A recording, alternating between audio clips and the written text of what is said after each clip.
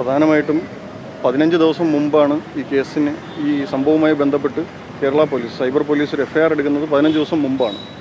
അബ്ദുൾ ഹാഷിം എന്ന് പറയുന്ന ഒരാളുടെ പരാതിയിന്മേലാണ് FIR എടുത്തിട്ടുള്ളത്.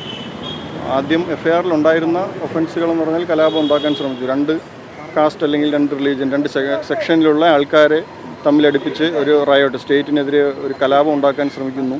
അങ്ങനെയുള്ള ഒഫൻസ് ഇട്ടാണ് ആദ്യം FIR വന്നത്. പിന്നെ ഇന്നലെ അറസ്റ്റ് ചെയ്ത സമയം 79 ബാക്കി ഒഫൻസ് മാക്സിമം 5 വർഷം വരെ പണിഷ്മെൻറ്റ് കിട്ടാവുന്ന സെക്ഷനുകൾ കൂട്ടിച്ചേർത്താണ് ഇപ്പോൾ കേസ് എടുത്തിരുന്നത്.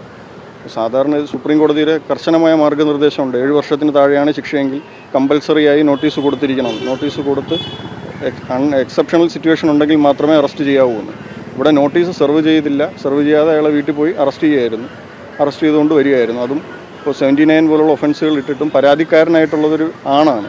സ്ത്രീകളെ അധിക്ഷേപിച്ചു എന്നാണ് കേസ്. ഒരു സ്ത്രീ പോലും പരാതിയായിട്ട് വന്നിട്ടില്ല. റിമാൻഡ് റിപ്പോർട്ടിലും മറ്റൊരു രേഖയിലും ഒരിടത്തും വേറെ പരാതികളുണ്ട് എന്നുള്ള കാര്യം പറയുന്നില്ല. അത് വാക്കാൽ പറഞ്ഞാൽ പോലും ഒരു രേഖകളിലും മറ്റ് പരാതികളെക്കുറിച്ച് പറയുന്നില്ല. അബ്ദുൾ ഹാഷിം എന്ന് പറഞ്ഞൊരു വ്യക്തിയുടെ പരാതിയിൽ മാത്രം എടുത്തിട്ടുള്ള FIR ആയിരുന്നു ഇത്. നോട്ടീസ് കൊടുത്തിരുന്നില്ല.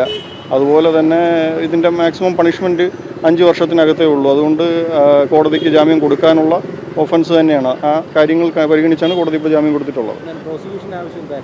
കസ്റ്റഡിയൽ ഇൻട്രോഗേഷൻ തന്നെയാണ് പ്രോസിക്യൂഷൻ പറഞ്ഞത്. അവർക്ക് കസ്റ്റഡി ആവശ്യമുണ്ടായിരുന്നു എന്നാണ് അവർ പറഞ്ഞത്. അവർക്ക് ഈ ചാനൽ പത്രിക എന്ന മറ്റു പേരുള്ള ആ ചാനലിൻ്റെ ഓണർ ആരാണെന്ന് കണ്ടുപിടിക്കണം.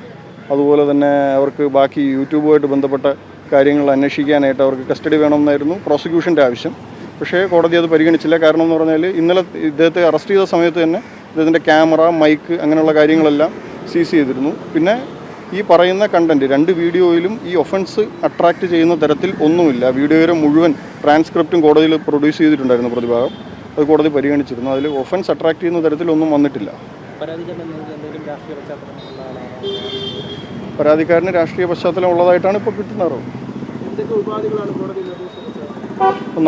നാളെയും മറ്റന്നാളും അടുത്ത ദിവസവും ഇൻട്രോഗേഷന് വേണ്ടിയിട്ട് അന്വേഷണ ഉദ്യോഗസ്ഥന് മുന്നേ ഹാജരാവണം, രാവിലെ മുതൽ വൈകുന്നേരം വരെ. അത് കഴിഞ്ഞാൽ എല്ലാ തിങ്കളാഴ്ചകളിലും ഒപ്പിടണം. സമാനമായ കുറ്റകൃത്യങ്ങൾ ആവർത്തിക്കരുത്, സമാനമായ ഇഷ്യൂസ് ഉണ്ടാക്കരുത് എന്നുള്ളതാണ് ഇപ്പോൾ ഉള്ള കണ്ടീഷൻസ്. അങ്ങനെയൊന്നും ഉണ്ടായിട്ടില്ല. ഇപ്പോൾ ഈ പറഞ്ഞ കാര്യങ്ങൾ പറഞ്ഞിട്ടില്ല എന്നുള്ളൊരു തരത്തിൽ ഡിഫൻസും പറഞ്ഞിട്ടില്ല, പ്രതിഭാഗം അങ്ങനെ ഒരു പറഞ്ഞിട്ടില്ല. പറഞ്ഞ കാര്യങ്ങൾ പ്രതിഭാഗം ഉറച്ചു തന്നെയാണ് നിന്നത്. അതായത് ആ വീഡിയോയിൽ പറഞ്ഞ കാര്യങ്ങൾ ഞങ്ങൾ പറഞ്ഞിട്ടില്ല എന്നോ അത്തരത്തിൽ അങ്ങനെ വീഡിയോ ഇട്ടിട്ടില്ല അങ്ങനെ ഒരു കേസില്ലായിരുന്നു. പറഞ്ഞ കാര്യങ്ങൾ വെച്ച് ഈ എടുത്തിരിക്കുന്ന ഒഫൻസുകൾ പ്രകാരമുള്ള സെക്ഷൻസ് അട്രാക്റ്റ് ചെയ്യുന്നില്ല എന്നുള്ളതായിരുന്നു ഡിഫൻസിൻ്റെ വാദം.